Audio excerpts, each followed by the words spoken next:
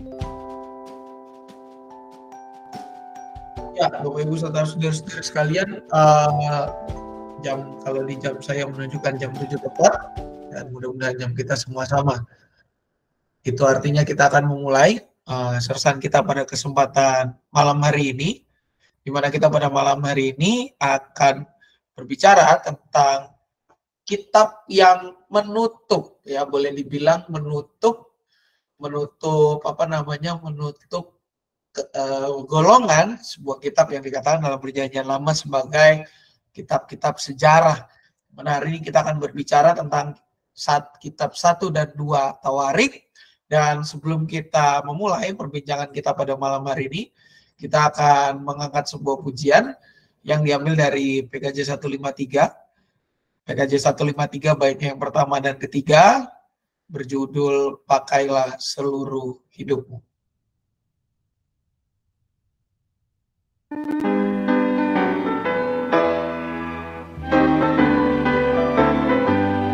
Pakailah seluruh hidupmu dalam terang dunia, lihat harta dan talentamu, pergunakan baginya. Berkat Tuhan tersedia bagi orang yang meminta, Dia tahu yang kau butuhkan, kini dan selamanya. Ingatlah akan cintamu pada masa mudamu, sebelum tiba hari tua, persembahkan karyamu. Berkat Tuhan tersedia bagi orang yang meminta, Dia tahu yang kau butuhkan, kini dan selamanya.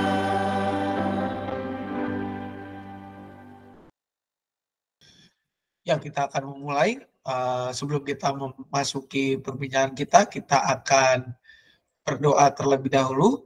Dan pada kesempatan malam hari ini, dengan hormat, mungkin saya minta tolong Pak Puji. Wah, ini saya lihat ada nama Pak Puji nih. Pak Puji untuk boleh membuka pertemuan kita di dalam doa. Silakan Pak Puji, waktu dan tempat dipersilakan.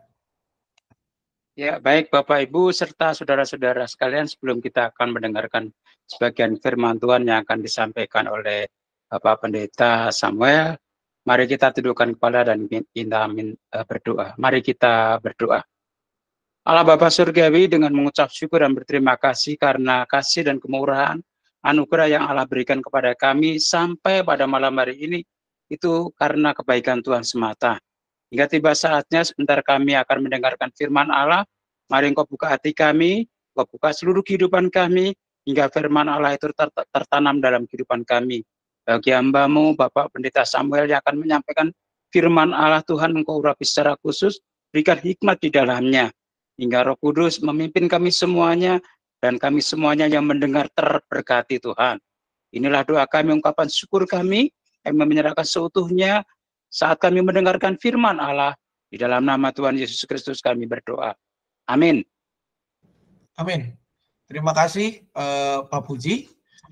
Kita akan memasuki pembahasan kita, Bapak Ibu serta saudara-saudara sekalian, di mana pada kesempatan ini kita akan mempelajari sebuah bagian kitab, yaitu diambil dari 1 dan 2 Tawarik.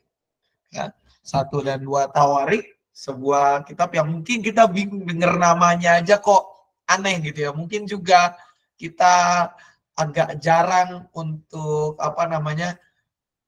membaca dan mendalaminya, tapi sebagian firman Tuhan yang dijadikan cantuman, dan mungkin kita bertanya-tanya, kok dinamainnya Tawarik sih? Nggak ada nama yang lain apa yang lebih proper gitu ya. Nah, rekan-rekan, Bapak Ibu serta saudara-saudari sekalian, kalau kita melihat, maka kitab Tawarik itu mempunyai nama asli, yakni Divrei Hayamim gitu ya.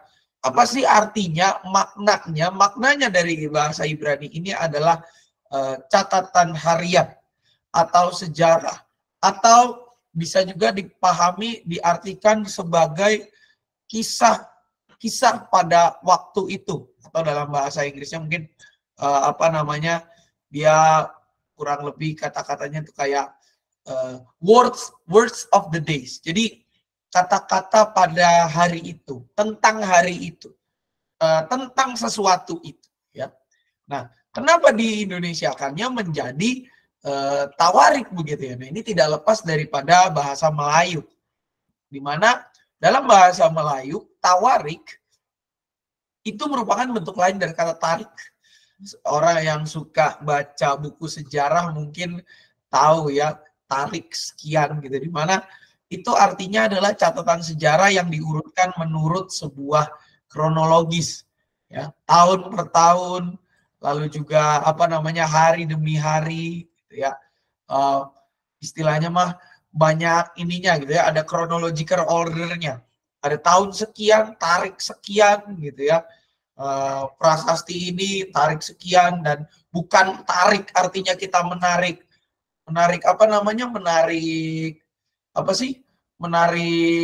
tambang, bukan, tetapi ini kata lain daripada tahun gitu ya, kata lain daripada sebuah kronologi gitu ya. Nah, kalau bicara kitab tawarik juga Bapak Ibu, ini masuk dalam golongan kitab-kitab sejarah, di mana kalau membaca tawarik, ya, ini kok jadi companion mode. Oh, dari Google-nya, oke, no problem. Jadi kalau kita lihat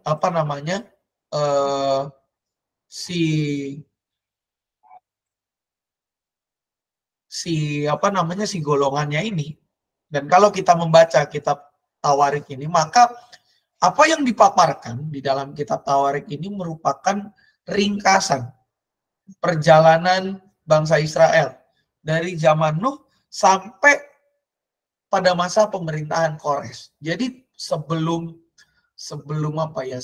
pembuangan, bahkan sebelum Israel terbentuk, sampai kepada yang boleh dibilang itu Israel sudah terbentuk. Ini saya kesalahan teknis sedikit, bahwa harusnya itu bukannya dari zaman Nuh aja, tapi ini sudah mulai dari zaman Adam. Karena kalau kita membuka 1 Tawarik 1 itu ada tulisan daftar keturunan Adam sampai Abraham. Jadi startnya sudah dari Adam gitu ya, bukan dari Nuh saja.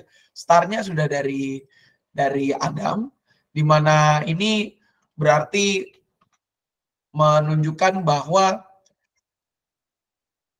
boleh dibilang startnya kitab ini tuh memaparkan sebuah ringkasan yang dari awal, dari sebelum dunia dijadikan sampai kepada dunia itu dijadikan, begitu ya, sampai kepada si penciptaan itu dimulai, kurang lebih seperti itu. Nah, juga kalau bicara tawarik, maka dia punya penulis tidak diketahui secara jelas. Karena apa? Tidak dicantumkan siapa yang menulis kitab ini. Tetapi para penafsir meyakini bahwa ini adalah karya Ezra dan Nehemia. Ya. Bahwa kitab ini merupakan buah tangan, buah pekerjaan Ezra dan Nehemia. Kenapa dikatakan demikian?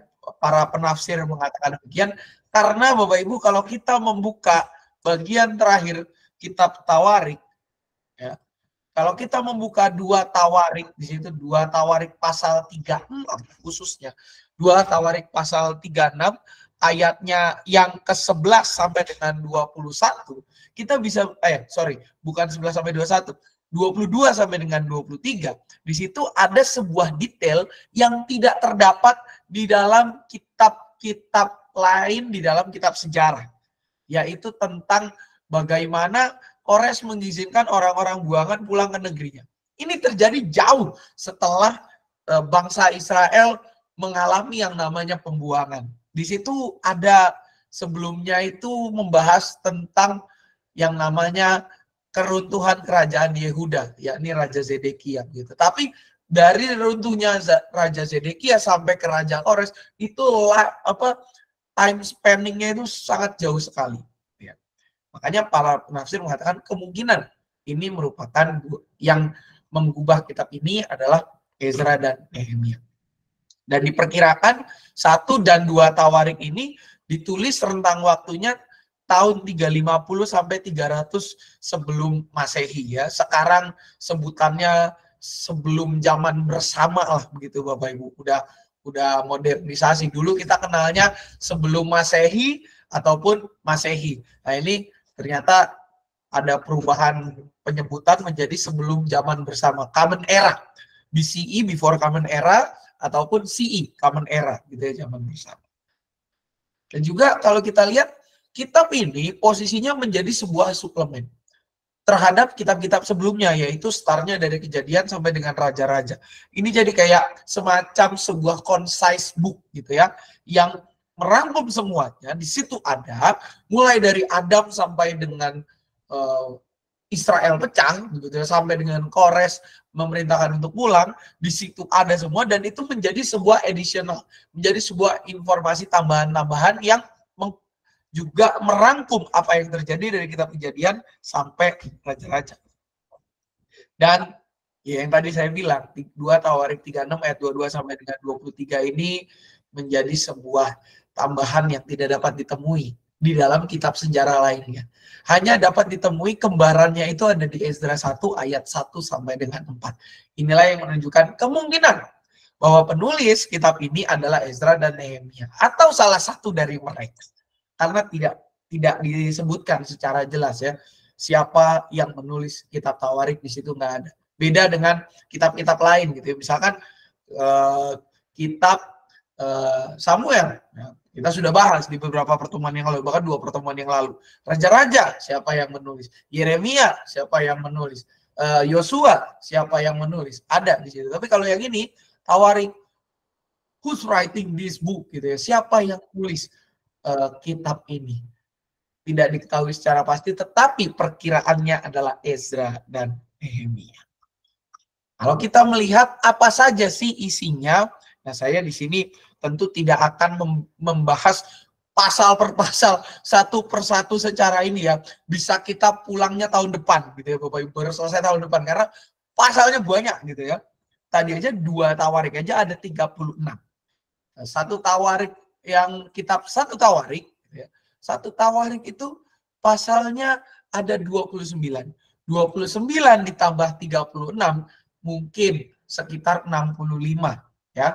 2 ditambah 3 tapi belakangnya ada 1 jadi 60, sekitar 65 pasal. Kalau kita bahas satu persatu maka mungkin jam 8 kita belum pulang begitu ya.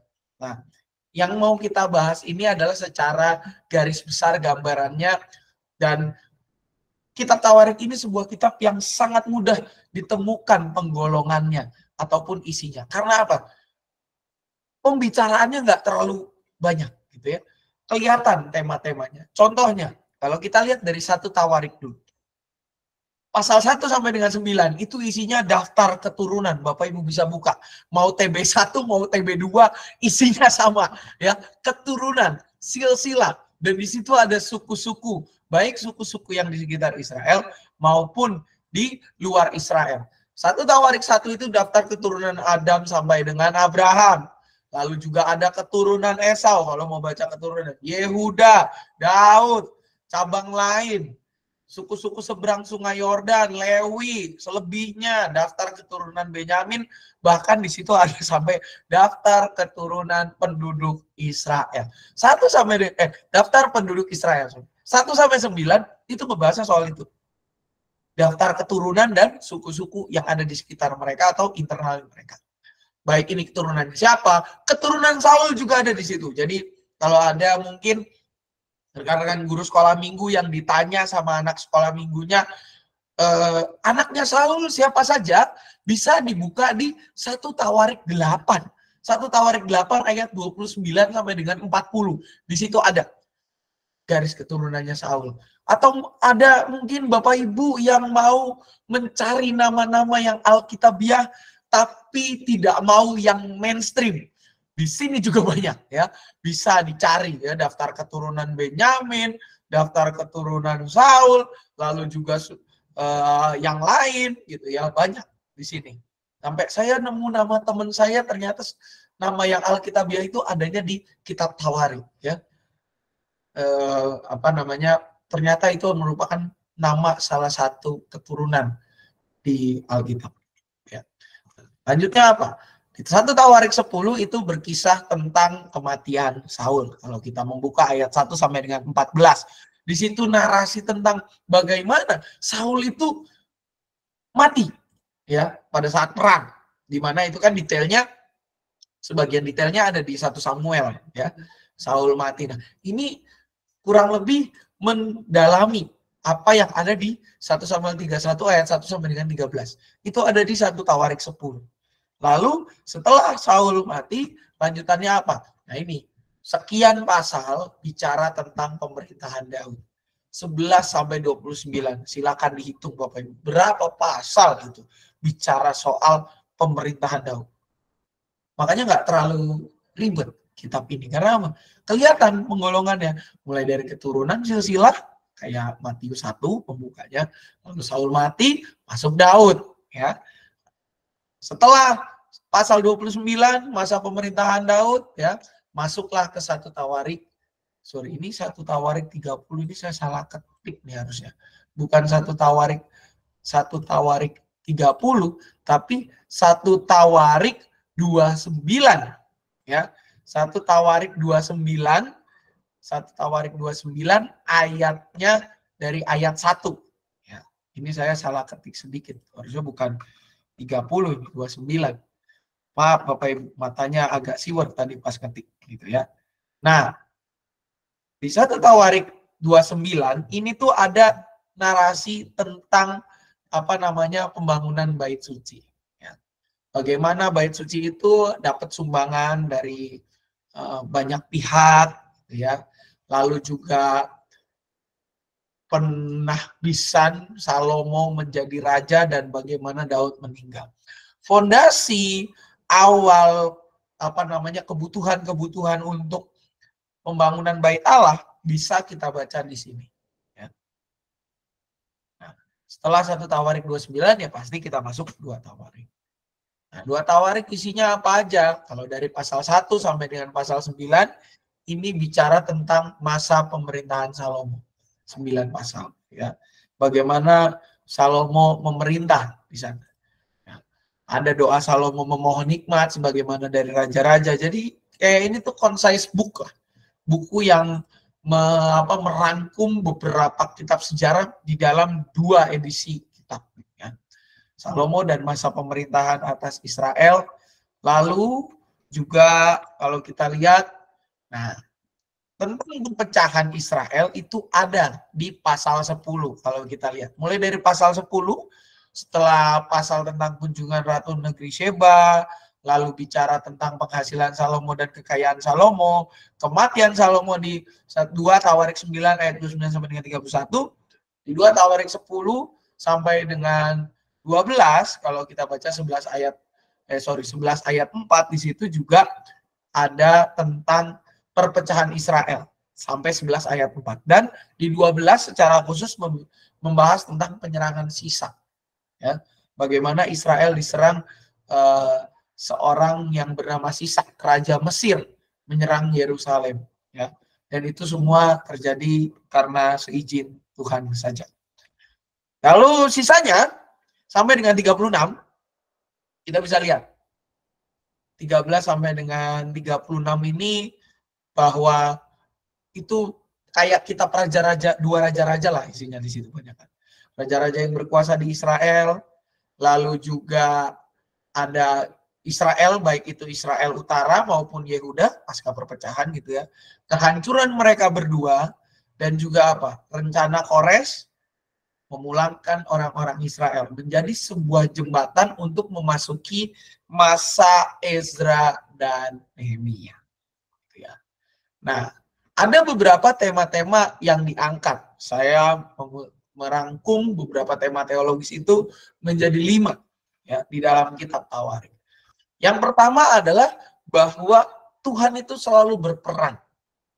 Kalau kita lihat kitab raja-raja tuh ada yang soal seorang raja sangat singkat banget. Pokoknya cuman ya pemerintahannya nggak beres dan matilah orang itu.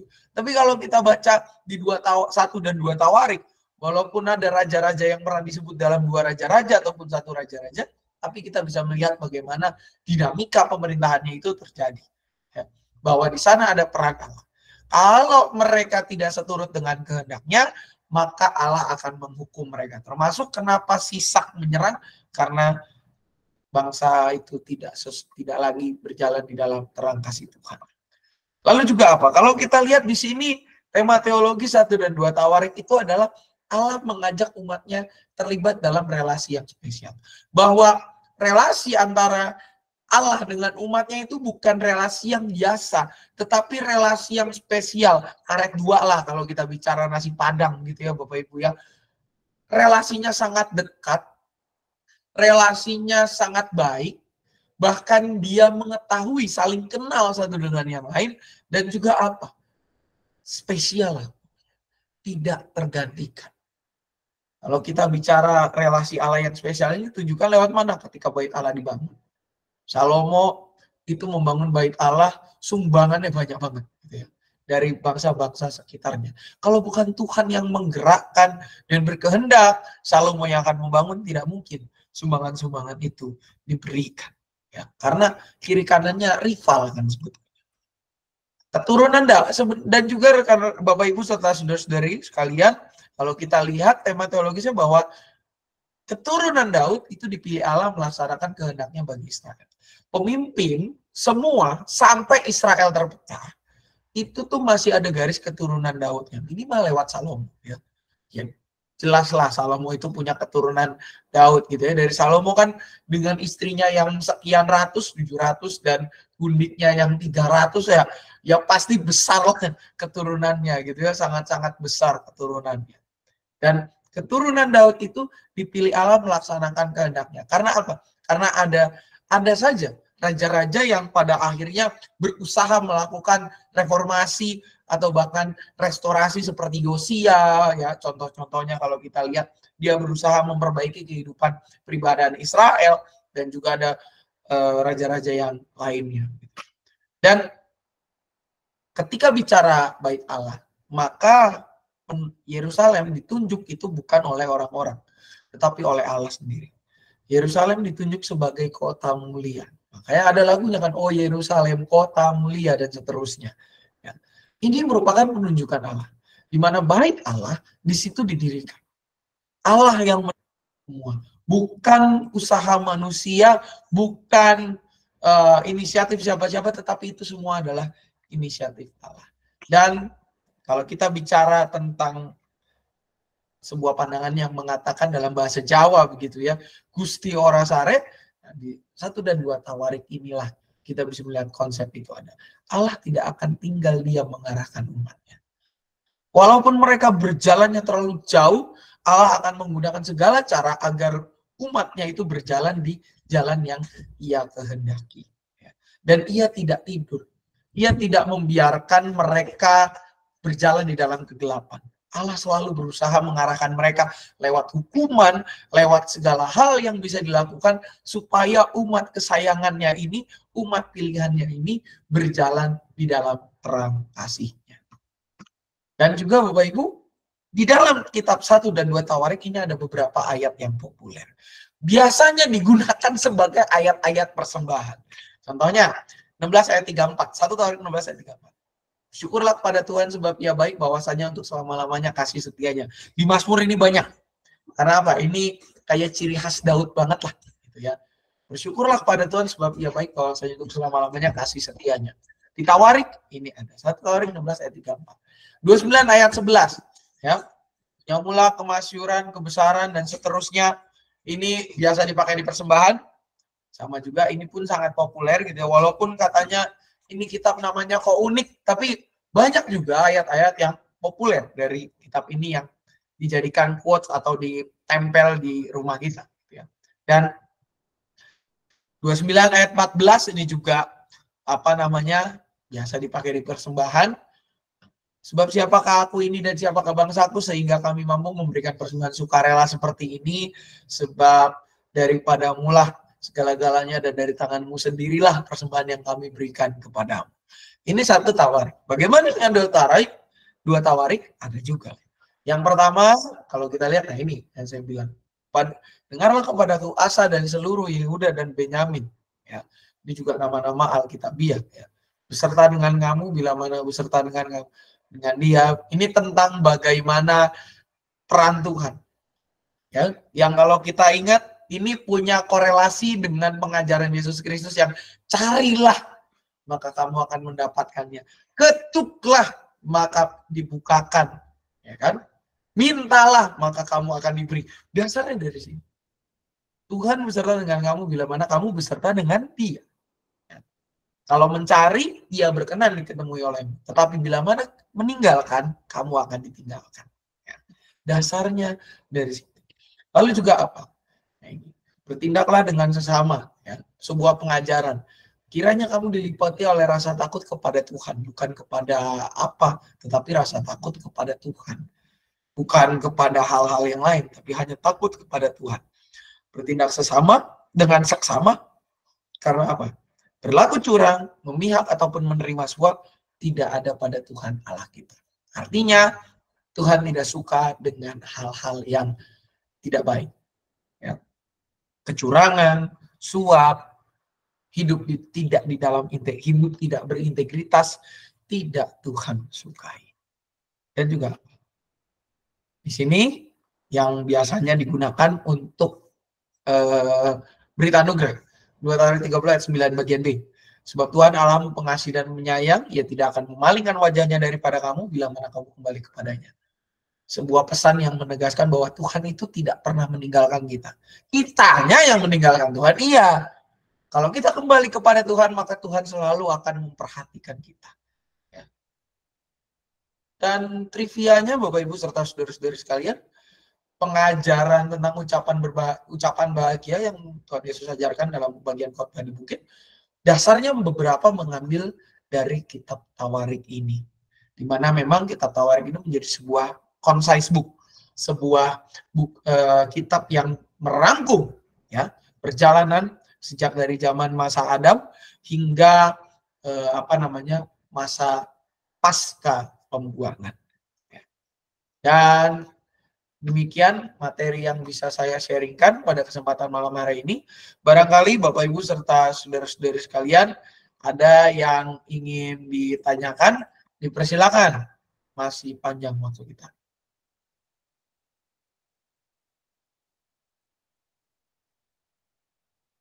Aman semua Bapak Ibu?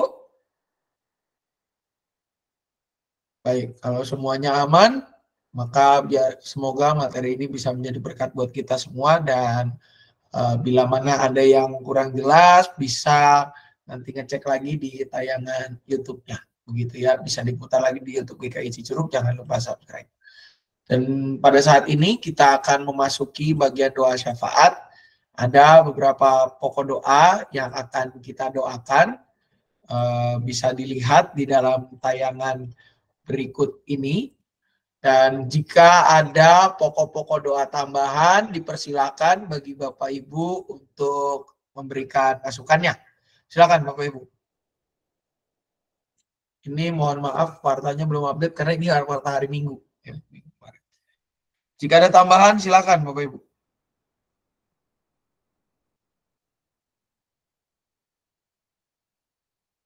Jika ada tambahan? Pak Sitorus mungkin Pak Sam. Oh, di sini belum ada ya? Belum ada ya. Okay. Siap-siap, kayaknya belum ada deh. Belum ada Pak, kalau minggu yang Ya? kemarin. Oke, siap Bu. Makasih. Siap Bu. Ada lagi Bapak Ibu tambahan yang lain? Jangan lupa Bu Detini sama Bu Dening, Pak. Oh ya, ini makanya namanya masih di sini. Siap, makasih Bu Sri. Ada lagi Bapak Ibu yang lain?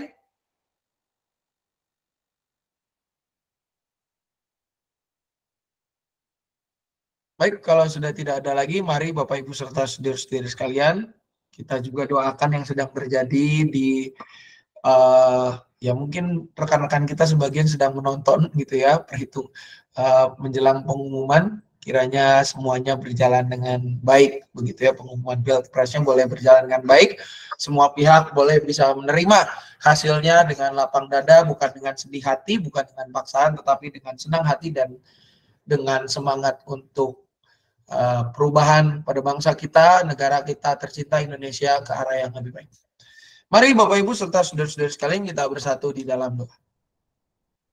Kami bersyukur Tuhan pada kesempatan malam hari ini kami boleh kembali bersekutu bersama dan juga kami boleh pada malam hari ini mempelajari kitab 1 dan 2 Tawarik. Biarlah ya Tuhan materi yang kami pelajari bersama ini boleh menjadi berkat bagi kami semua. Pada saat ini ya Tuhan kami berdoa untuk bangsa dan negara kami. Kami berdoa untuk situasi menjelang pembacaan atau pengumuman hasil Pilpres ya Tuhan, dan juga pemilihan umum yang lainnya. Tuhan yang boleh atur agar segala sesuatu berjalan dengan baik, dan biarlah semua pihak boleh menerima hasil ini dengan lapang dada, dan biarlah mereka yang mungkin akan mengancam kebersamaan kami, kekeluargaan kami, kesatuan kami sebagai bangsa dan negara Indonesia, boleh Engkau lembutkan hatinya agar mereka boleh memiliki pemikiran yang jauh lebih luas nih Bapak. Kami juga berdoa biarlah Engkau yang memakai kami agar kami melalui pikiran, perkataan, perbuatan yang kami lakukan termasuk sikap dan karakter kami benar-benar membawa damai sejahtera dan menjadi alat-Mu ya Tuhan, menyatakan terang kasih-Mu di tengah bangsa dan negara ini. Kami juga berdoa ya Tuhan pada saat ini untuk gereja kami GGI Curug dengan segala kegiatannya, untuk rapat panitia Paskah ya Tuhan setelah sersan ini, untuk kegiatan menjelang Paskah mulai dari Minggu Palmarum, minggu yang akan datang ini ya Tuhan, lalu juga Kamis Putih, Jumat Agung di mana ada perjamuan kudus, juga pada saat Minggu Paskah. Biarlah Tuhan berkati rangkaian kegiatan kami agar semuanya boleh berlangsung dengan baik, dengan aman, dan benar-benar menjadi berkat bagi setiap kami ya Bapak. Biarlah melalui kegiatan-kegiatan ini juga nama-Mu yang semakin dipermuliakan, dan kami boleh semakin bersatu hati untuk memuji dan memuliakan nama-Mu saja. Pada saat ini ya Tuhan kami juga berdoa untuk beberapa rekan kami yang dalam kondisi sakit maupun dalam masa pemulihan. Kami berdoa untuk Bapak Willy Hartono, Bapak Tarmidi Sitorus, Ibu Hotna Boru-Berutu, Om Alena, Ibu Tina, Ibu Yuliawati, Bapak Ismanto, Guru SDK Penabur yang sedang dalam perawatan juga, Bapak Darlan Siombing, Ibu Wahyu, Christine Saragi, Ibu Misda Pandiangan, Ibu Marlina, Ibu Puji Lestari, dan Bapak Fepton Ardian Tresnawan, atau kami mengenalnya sebagai Mas Nawan, Bapak Sutio, Ananda Ayu Naomi Sinaga, dan juga rekan-rekan kami yang lain. Kami berdoa untuk setiap mereka ya Tuhan, dalam segala hal yang ditempuh, biarlah mendatangkan kebaikan, keluarga yang mendampingi. Tuhan juga berikan kekuatan serta kecukupan. Kami juga mendoakan untuk keluarga besar dari Ibu Sutini dan Ibu Nuning, di mana pada hari kemarin Engkau memanggil Ibunda terkasih, Ibu Katinem, ke dalam pangkuan-Mu. Ya Tuhan, kiranya Engkau yang senantiasa menguatkan, Engkau yang senantiasa menghibur, Engkau yang juga senantiasa terus hadir, agar keluarga boleh merasakan penghiburan yang berasal daripada-Mu saja. Tuhan yang memimpin agar semuanya berjalan dengan baik, termasuk untuk ibadah, hiburan, rangkaian kegiatan semua di sana. Tuhan yang cukupkan, Tuhan yang atur. Kami juga menyerahkan anak-anak kami ya Tuhan, di dalam setiap ujian yang mereka hadapi, baik itu ujian tengah semester maupun ujian sekolah, maupun penentuan kemana anak-anak kami ini akan melanjutkan studinya, pendidikannya. Tuhan juga yang atur, Tuhan yang berkati, Tuhan yang senantiasa tolong, agar anak-anak ini boleh hidup di dalam tangan pemeliharaan-Mu saja. Biarlah mereka juga berada di dalam terang kasih-Mu. Dan kiranya ya Tuhan, para orang tua Engkau berikan hikmat, Engkau berikan kebijaksanaan, agar boleh terus mendukung anak-anak ini di dalam studi mereka. Kami juga menyerahkan diri kami masing-masing ya Tuhan ke dalam tangan pemeliharaan-Mu saja. Jadilah pada kami turut dengan kehendak-Mu saja. Doa ini hanya kami satukan dalam nama Tuhan Yesus Kristus, kami berdoa. Amin. Kita akan mengakhiri kegiatan ini Bapak Ibu serta saudara-saudara sekalian dengan mengangkat sebuah pujian yang diambil dari PKJ 154. PKJ 154 berjudul Setiakah Diriku Padamu.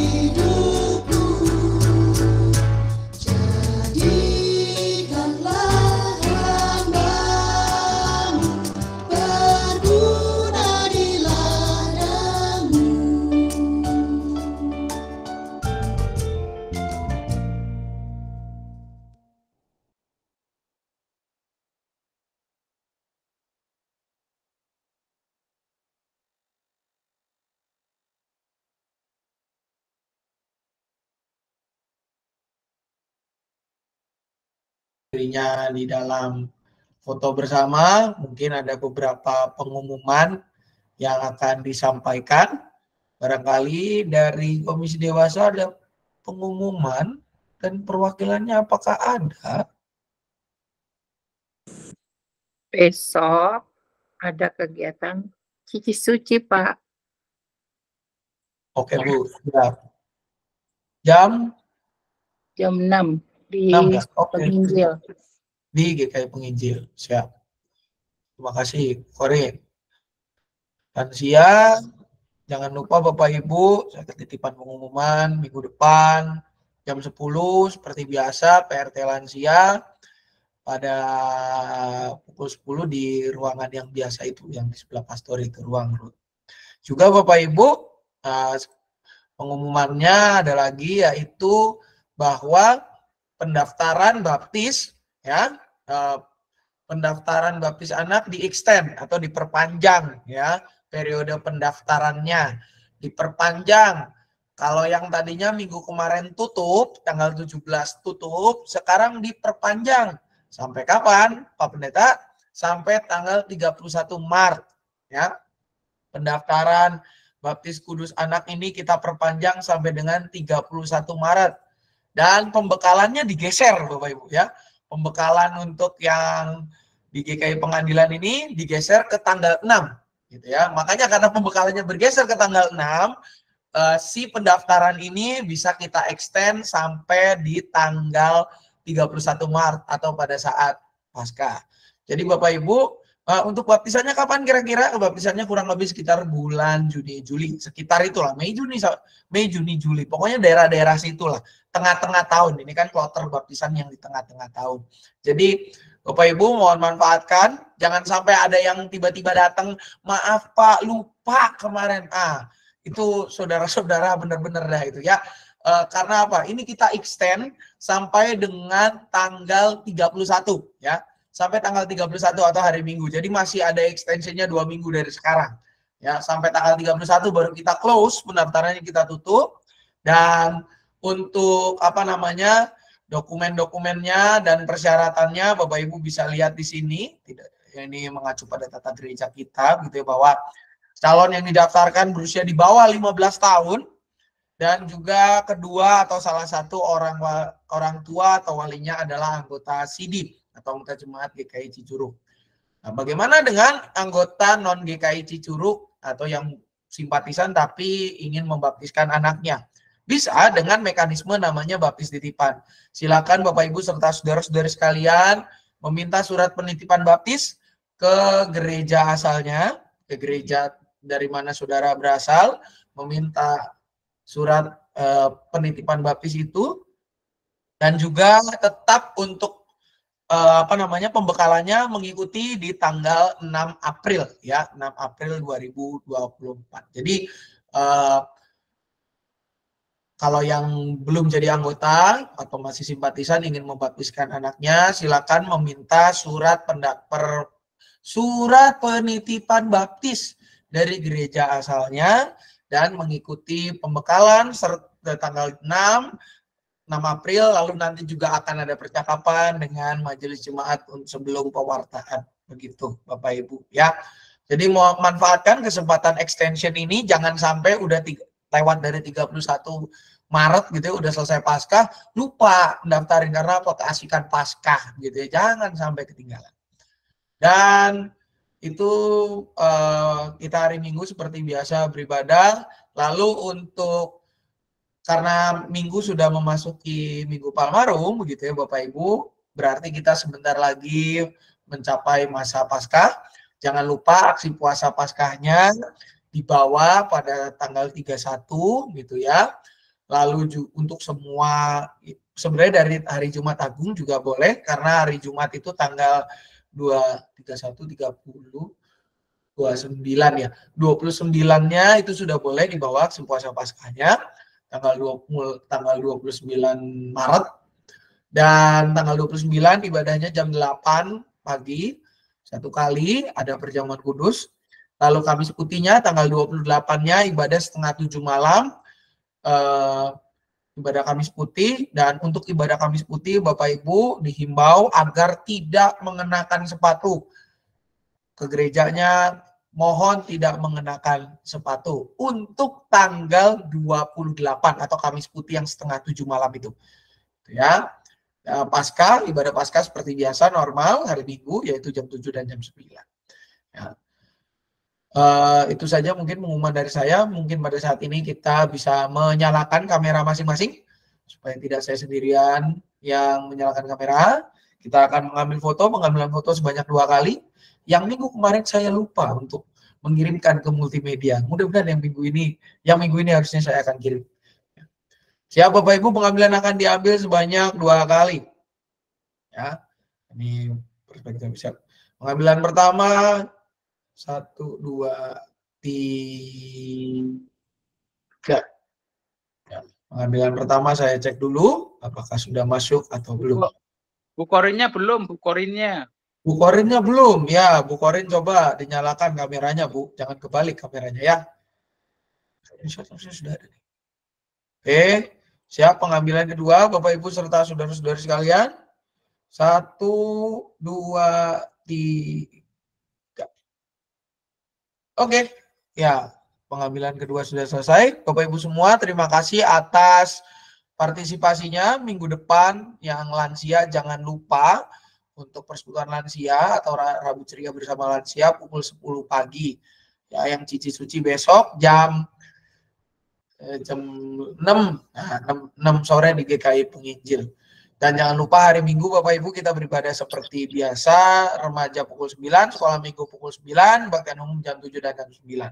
Kiranya ini semua menjadi berkat bagi kita semua. Selamat malam, selamat melanjutkan aktivitas. Tuhan Yesus memberkati. Amin. Terima kasih Pak. Terima kasih. Terima kasih. Selamat malam Bapak Ibu. Malam. Selamat malam. Malam semua. Bye-bye.